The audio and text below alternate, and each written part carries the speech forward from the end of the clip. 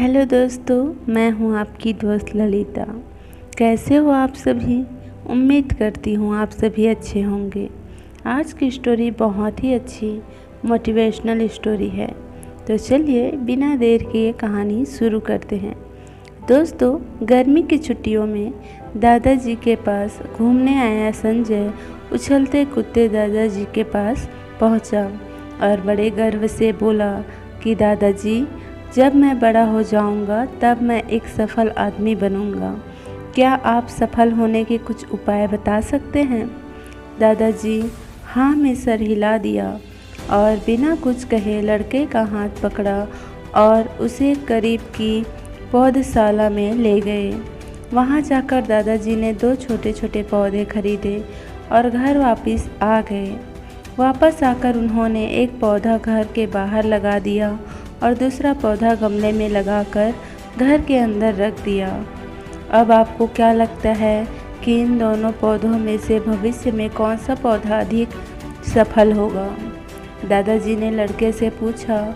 लड़का कुछ समय तक सोचते रहा और फिर बोला, घर के अंदर वाला पौधा ज़्यादा सफल होगा क्योंकि वो हर एक खतरे से सुरक्षित रहेगा, जबकि बाहर वाले पौधे को तेज़ धूप, आंधी, पानी और जानवरों से भी खतरा रहेगा।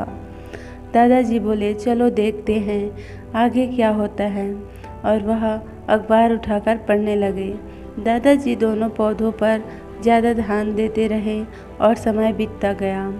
2-3-4 साल बाद जब एक बार फिर वह लड़का अपने माता पिता के साथ गांव घूमने आया, तब अपने दादाजी को देखा तो देखते ही बोला, दादाजी, पिछली बार मैंने आपसे सफल होने की कुछ उपाय मांगे थे, पर आपने तो कुछ भी नहीं बताया था, पर इस बार आपको कुछ बताना ही होगा। दादाजी मुस्कुराए और लड़के को उस जगह ले गए जहां उन्होंने गमले में पौधा लगाया था। अब वह पौधा एक पेड़ में बदल चुका था। लड़का बोला, देखा दादाजी, मैंने कहा था ना, ये वाला पौधा ज़्यादा सफल होगा। दादाजी ने बोला कि अरे पहले बाहर वाले पौधे का तो हाल तो देख लो। और ये कहते हुए दादाजी लड़के को बाहर ले गए। बाहर एक विशाल पेड़ गर्व से खड़ा था। उसकी शाखाएं दूर तक फैली हुई थी और उसके छांव में खड़े राहगीर आराम से बातें कर रहे थे। अब दादाजी ने पूछा, बताओ कौन सा पौधा ज़्यादा सफल हुआ? लड़का कुछ शर्माते हुए बोला, बाहर वाला। लेकिन ये कैसे संभव है? बाहर तो उसे न जाने कितने खतरों का सामना करना पड़ा। दादाजी मुस्कुराए और बोले, हाँ, बाहर वाले पौधे को बहुत सी चीज़ों से सामना करना पड़ा, लेकिन समस्या का सामना करने से अपने फ़ायदे भी तो हैं। बाहर वाले पौधे के पास आज़ादी थी। वह अपनी जड़ें की जितनी चाहे उतनी फैला ले, अपनी शाखाओं से आसमान को छू ले। और तुम जिस आंधी तूफान से इस पेड़ के लिए मुसीबत समझते थे, उसी आंधी तूफान ने ही इस पेड़ की जड़ों को इतना मजबूत बना दिया है कि आज एक छोटा सा आंधी तूफान इस पेड़ का कुछ भी नहीं बिगाड़ सकता। लेकिन अब जो मैं तुम्हें बताने वाला हूँ, उसे अगर तुमने अपने अंदर बैठा लिया तो तुम जिंदगी में जो भी करोगे उसमें सफल हो जाओगे। उन्होंने बोला कि अगर तुमने जीवन भर सिर्फ अच्छी विकल्पों को ही चुना तो तुम कभी भी उतने सफल नहीं हो पाओगे जितनी तुम्हारी क्षमता है।